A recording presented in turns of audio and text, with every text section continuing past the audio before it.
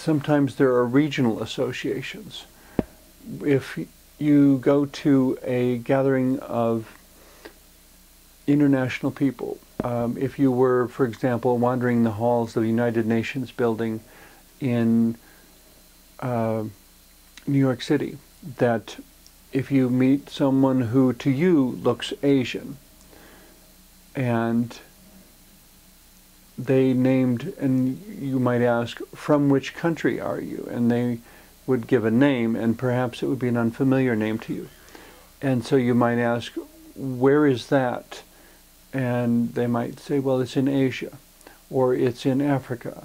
Well, that gives you a region to focus on, a broad general category of, this is not Scandinavia, this is not North America, this is the continent of Africa, or the continent of Asia, or one of the South Pacific Islands. It gives you a region of the world to answer the question.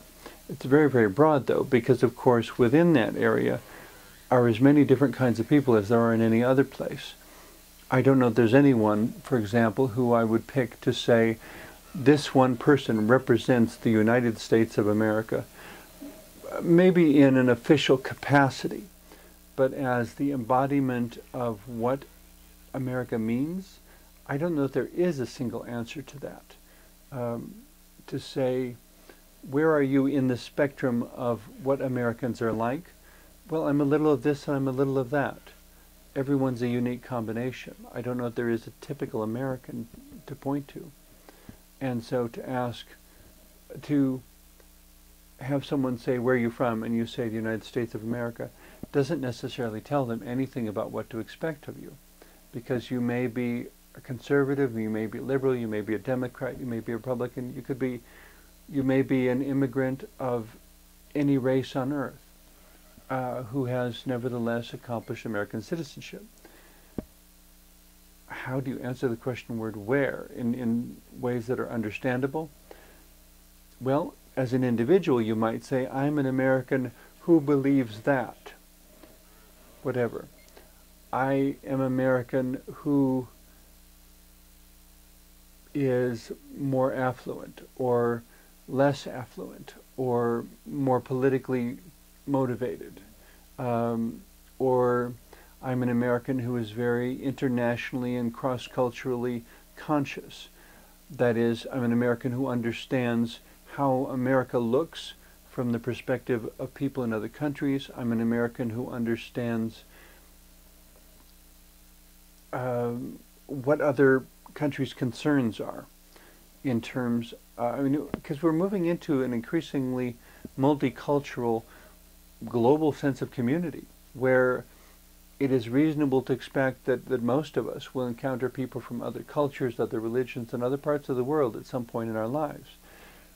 We need to be able to talk to them in a respectful fashion, in a fashion that hopefully will invite collaboration, so that as friends we can work toward common solutions and common goals and a peaceful world in which everyone has legitimate ways to get their needs met. And all of this, is the sort of thing that could follow from the question word where. It's a wonderfully multidimensional question word. Another way of looking at it is the demographic association. Demographics refers to characteristics of people. Male, female, perhaps orientation, race, economic class. The town, for example, in which I grew up was basically a working class farming community in the far northern part of the United States. A few months ago, I met a woman from Dallas, Texas, who was black, and it was a very interesting conversation. She had never heard of white people who weren't rich, and in the town in which I grew up, I got to meet people who were black. I didn't really have any problem with them because I've always functioned on the belief that a person is a person is a person is a person, and that no individual is the embodiment of a category. We use categories in speech to give us broad reference and for functionality, but we need to remember that our categorizations and our generalizations are not accurate statements necessarily about the individual to whom we're speaking. So when we meet a new individual, the first thing we have to find out is, where are you on the spectrum of, how typical or atypical are you in relation to what is commonly believed about this particular category?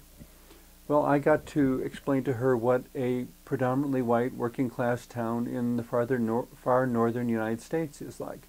And to her it was all new information. She'd never heard of white people who lived like that. And but it was a very friendly exchange of open, honest information. She would ask questions and I would ask questions, and we got to learn a lot about each other because neither one of us was entering the conversation with a presumption that we knew who the other person was already, simply on the basis of what color of skin we each had. Rather, we were saying, where are you on the spectrum? Are you more like the stereotype, or are you more the exception? The stereotypes happen because, well, my personal opinion, a stereotype happens when somebody has an experience with someone and the only thing they know about them is this one obvious characteristic. And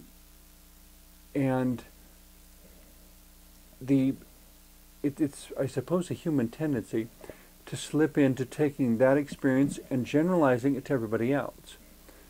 Example, if I go to a store and I can't find the item I want, and a clerk comes over to help me find what I want and is very helpful and friendly and wonderful, and he happens to be Asian, I could then walk away from that saying, wow, Asians are really nice people. They may or they may not be. Any race may or may not be, because every race includes good examples and less desirable examples, poor examples. The Asian man I met was in that hypothetical instance, was very friendly, wonderful person, completely respectable, someone it would be presumably great to have as a friend. That where it becomes a stereotype is that having met one person, I now expect every other Asian person I meet to be like him. That's one source of a stereotype.